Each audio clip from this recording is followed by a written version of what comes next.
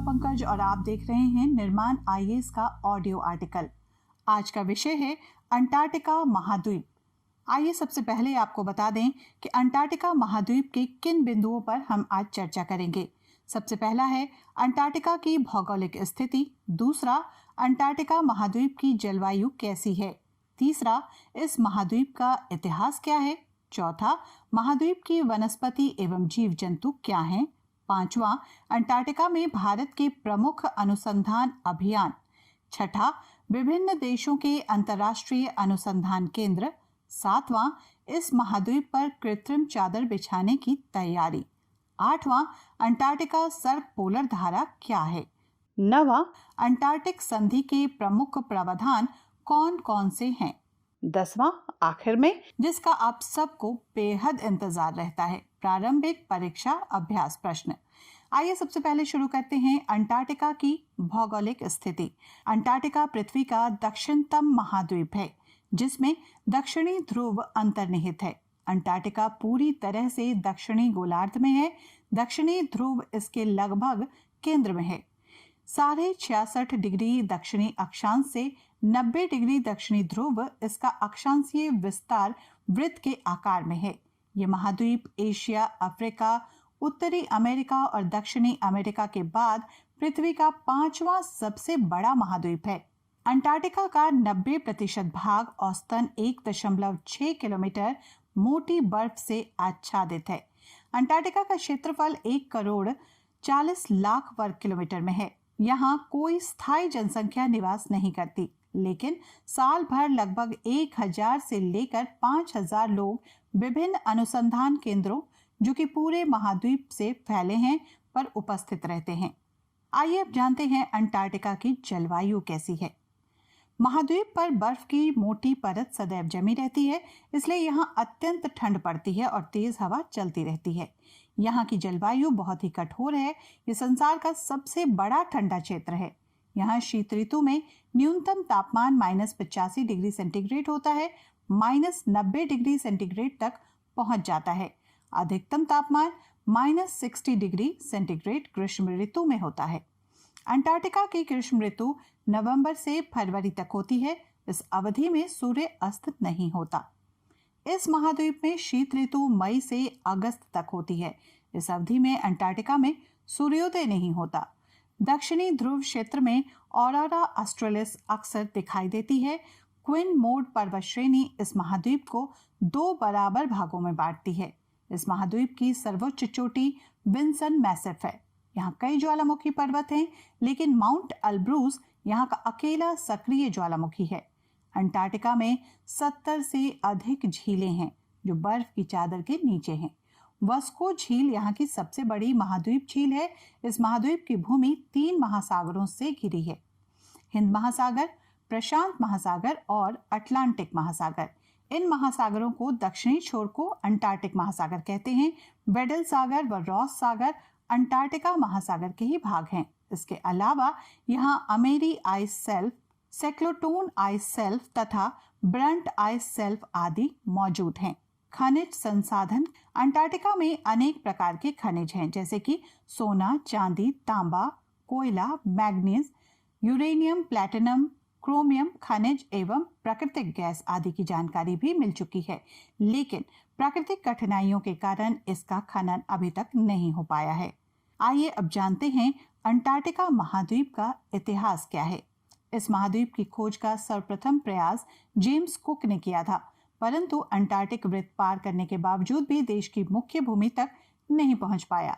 इस महाद्वीप की मुख्य भूमि की खोज करने वाला व्यक्ति वेलिंग सॉशन को माना जाता है, जो कि 1820 ईस्वी में वोस्टाक नामक जहाज पर सवार होकर यहाँ पहुंचा था। दक्षिणी ध्रुव पर पहुंचने वाला प्रथम व्यक्ति नॉर्वे निवासी एमेंडेशन था, जो 1911 ईस्वी में अंटार्कटिका महाद्वीप पर पहुंचा था। अंटार्कटिका पहुंचने वाली प्रथम महिला कैरोलिन मैकेल्सन थी। अंटार्कटिका की वनस्पति एवं जीव जंतु। इस महाद्वीप पर लाइकेन, शैवाल, कवक एवं फफूंद वनस्पति पाई जाती है। अंटार्कटिका में लाइकेन की 200 से अधिक प्रजातियां पाई जाती हैं। इस भूभाग के जीव अत्यंत सूक्ष्म अकशेरुकी हैं, लेकिन समुद्री जीव जंतुओं में पेंगुइन, व्हेल, एल्बेस्ट्रॉस एवं क्रील मछली प्रमुख है। क्रील मछली अंटार्कटिका समुद्री जीव जगत के विकास में एक महत्वपूर्ण साधन है। क्रील झुंडों में रहती है जो वहीं सी पेंगुइन, ब्लू व्हेल और पक्षियों का आहार बनती है। अंटार्कटिका में भारत की स्थिति। अंटार्कटिका पहुंचने वाला पहला भारतीय रामचरण जी थे, जबकि दक्षिणी ध्रुव पहुंचने वाले पहले भारतीय कर्नल जतेंद्र कुमार बजाज थे। Police top doctor Giriraj Sirohi का नाम भी दक्षिणी ध्रुव पर पहुंचने वाले पहले भारतीय के रूप में माना जाता है। भारत ने इस महाद्वीप पर भू संरचना, मौसम, पर्यावरण, जीवाश्म जीव जंतु, वनस्पति, खनिज आदि के वैज्ञानिक परीक्षण हेतु विभिन्न अनुसंधान केंद्र एवं प्रयोगशालाएं स्थापित की हैं, जो निम्न हैं। वर्ष 1983 से 84 में दक्षिणी गंगोत्री की स्थापना की गई। वर्ष 1986 में मैत्री नामक शोध केंद्र की स्थापना की गई। वर्ष 2006 में नवीन शोध केंद्र भारती स्थापित किया गया। इस केंद्र ने 2012 से परीक्षण शुरू किया। अंटार्कटिका महाद्वीप में स्थित अन्य देशों के शोध केंद्र। अंटार्कटिका को विज्ञान के लिए समर्पित महाद्वीप भी कहा जाता है, क्योंकि यहाँ विभिन्न देशों के वैज्ञानिक अनुसंधान केंद्र हैं, जो महाद्वीप की संरचना, जलवायु, जीवाश्म, पर्यावरण, खनिज, वनस्पति और भूविज्ञान आदि पर शोध करने के लिए बनाए गए हैं। इस महाद्वीप और भारत के 3 शोध संस्थानों मैत्री, दक्षिण गंगोत्री और भारती स्थित है, जबकि विश्व के अन्य देशों के शोध संस्थान जैसे कि अमेरिका के MC मुर्डो तथा अमेजेन स्क्वाड, अर्जेंटीना के आर्गेडस तथा बेलग्रेनो, जर्मनी का न्यूमेयर, यूके का हेली, दक्षिण अफ्रीका का सनेई, रूस का वोस्टॉक, जापान का शोवा, ऑस्ट्रेलिया का माउसन आदि स्थित हैं। अंटार्कटिका में कृत्रिम बर्फ की चादर बिछाने की तैयारी। साइंस एडवांसेस में प्रकाशित एक अध्ययन के अनुसार यदि पश्चिमी अंटार्कटिका क्षेत्र में कृत्रिम बर्फ की चादरें स्थापित की जाएं तो वहां की बर्फ की चादरों को समुद्र में फिसलने से रोका जा सकता है। वैज्ञानिकों ने समुद्र की सतह पर पवन टरबाइनों यानी कि विंड टरबाइन्स का उपयोग करके कृत्रिम बर्फ की चादरें स्थापित करने की परिकल्पना व्यक्त की है, ताकि वास्तविक बर्फ की चादर के भार का अनुमान लगाते हुए इसे और अधिक ढहने या फिसलने से रोका जा सके। वैज्ञानिकों के अनुसार ग्लोबल वार्मिंग के कारण दक्षिणी ध्रुव पर उपस्थित बर्फ की विशाल चादरें इतनी ज्यादा पिघल चुकी हैं कि अब ये विघटित होने की स्थिति में आ गई हैं। यदि ऐसा होता है तो समुद्र का जल स्तर कम से कम 3 मीटर यानी कि 10 फीट तक बढ़ जाएगा। हालांकि सबसे जरूरी प्राथमिकता वर्ष 2015 के पेरिस समझौते के लक्ष्यों को पूरा करते हुए आवश्यक कार्बन उत्सर्जन में तेजी से कटौती करना है। वैज्ञानिकों ने चेतावनी जारी की है कि यदि सभी देश पेरिस जलवायु समझौते का सही से पालन करते हैं तो भी समुद्र का जल स्तर अंततः 5 मीटर तक बढ़ सकता है। फिलहाल पश्चिम अंटार्कटिक की बर्फ की चादरों में आने वाली गिरावट का असर सैकड़ों वर्षों बाद सामने आएगा, लेकिन तब तक परिस्थितियां काफी विषम हो चुकी होंगी। अंटार्कटिका की बर्फ पिघलने से समुद्र के जल स्तर में होने वाली वृद्धि हैम्बर्ग, शंघाई, न्यूयॉर्क और हांगकांग जैसे शहरों को जलमग्न कर देगी। अंटार्कटिका सर्क पोलर धारा क्या है? अंटार्कटिका बर्फीले पानी से घिरा हुआ एक जमा हुआ महाद्वीप है। अंटार्कटिका से दूर उत्तर की ओर बढ़ने पर पानी का तापमान धीरे धीरे बढ़ता है और फिर तेजी से एक तेज धार में बहता है। अंटार्कटिका सर्क पोलर धारा ही इसके सीमा को बनाए रखती है। ACC अंटार्कटिका सर्क पोलर धारा दक्षिणी महासागर में मजबूत पश्चिमी हवाओं के संयुक्त प्रभाव और भूमध्य रेखा तथा ध्रुवों के बीच सतह के तापमान में बड़े बदलाव करती है। हाल ही वैज्ञानिक शोध से पता चला है कि अंटार्कटिका सर्क पोलर धारा गर्म जलवायु में बदल रही है। वैज्ञानिक सर्क पोलर धारा का अध्ययन कर ये पता लगाने की कोशिश कर रहे हैं कि ये अंटार्कटिका की बर्फ शीट्स और विश्व के सी लेवल को भविष्य में कैसे प्रभावित कर सकती है। आइए अब जानते हैं कि क्या है अंटार्कटिक संधि।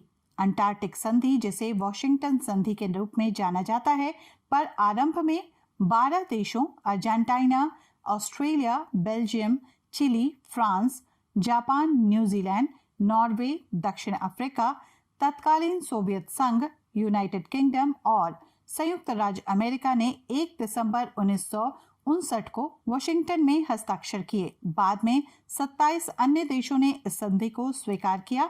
संधि 23 जून 1961 को प्रभाव में आई।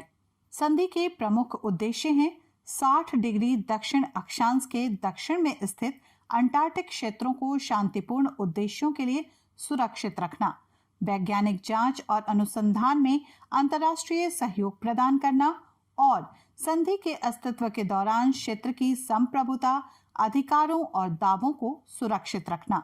सदस्य देशों की 2 वर्ष के अंतराल पर बैठक होती है। सभी निर्णय सर्वसम्मति से लिए जाते हैं। सभी सदस्यों ने अप्रैल 1991 में मैड्रिड में एक समझौते पर हस्ताक्षर किए, जिसके अंतर्गत अंटार्कटिक क्षेत्र के खनिज दोहन पर 50 वर्षों के लिए प्रतिबंध लगा दिया गया। इसके अतिरिक्त 1991 के समझौतों में महाद्वीप के असैनिकीकरण, सभी देशों के लिए वैज्ञानिक अनुसंधान करने का अधिकार तथा पर्यावरण के विश्लेषण के लिए एक प्रणाली के निर्माण के भी प्रावधान है। 50 वर्षों के प्रतिबंध की समाप्ति के बाद 26 पूर्ण मताधिकार वाले सदस्यों में से कोई भी सदस्य सम्मेलन की समीक्षा का आग्रह कर सकता है। उसके बाद उपस्थित और मतदान में भाग ले रहे सदस्यों के 3/4 सदस्यों के मध्य हुए समझौतों के द्वारा इस प्रतिबंध को हटाया भी जा सकता है। 2014 की स्थिति के अनुसार संधि में 50 राज्य पार्टी हैं, जिनमें से 29 संधि के सभी 12 मौलिक हस्ताक्षरकर्ताओं को शामिल करते हुए को परामर्शीय मतदान दर्जा प्राप्त है। परामर्शीय सदस्यों में 7 ऐसे राष्ट्र हैं जो अंटार्कटिका के भागों पर राष्ट्रीय क्षेत्र के तौर पर दावा करते हैं। 43 ऐसे राष्ट्र हैं जो या तो दूसरों के दावों को मान्यता प्रदान नहीं करते या उन्होंने अपनी स्थिति स्पष्ट नहीं की है। आइए सबसे अंत में आपके लिए सवाल। यूपीएससी प्रारंभिक परीक्षा अभ्यास प्रश्न।